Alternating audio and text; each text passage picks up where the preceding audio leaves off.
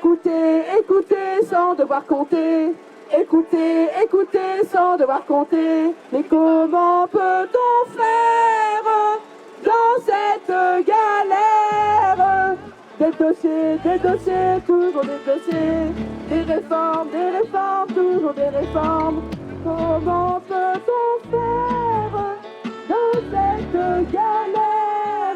On intervient suite à la signature de la tribune qui a été signée par plus de 7500 personnes aujourd'hui pour une justice qui manque de moyens, une justice qui manque de moyens humains, matériels.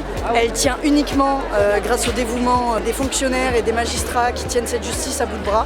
Ils sont à bout, vous voyez bien. Maintenant, des magistrats qui se suicident, c'est quand même... Voilà.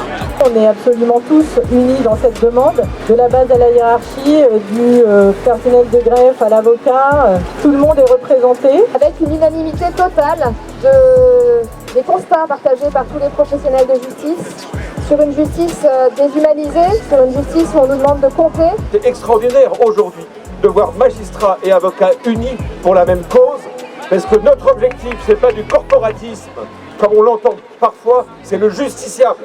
C'est donner aux justiciables la certitude que la justice est humaine, elle est juridique et elle est surtout à l'écoute des uns et des autres. Et pour cela, on doit lutter tous ensemble dans cet objectif unique, une justice efficace, juste et humaine.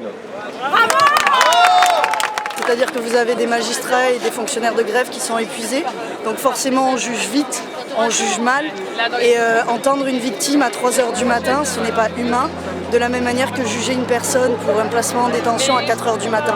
C'est inhumain et indigne d'un pays démocratique, et il est temps que ça change et qu'on ait des moyens sur la table. On aime notre métier, mais pas les conditions désastreuses dans lesquelles on est obligé de l'exercer aujourd'hui. Aujourd'hui, les jeunes magistrats se mobilisent car ils déplorent chaque jour qu'ils n'ont pas les moyens matériels et humains d'accorder le temps d'écoute nécessaire aux justiciables et à leurs avocats, d'expliquer suffisamment par écrit comme oralement le sens des décisions qu'ils rendent, de juger les milliers d'affaires graves en attente.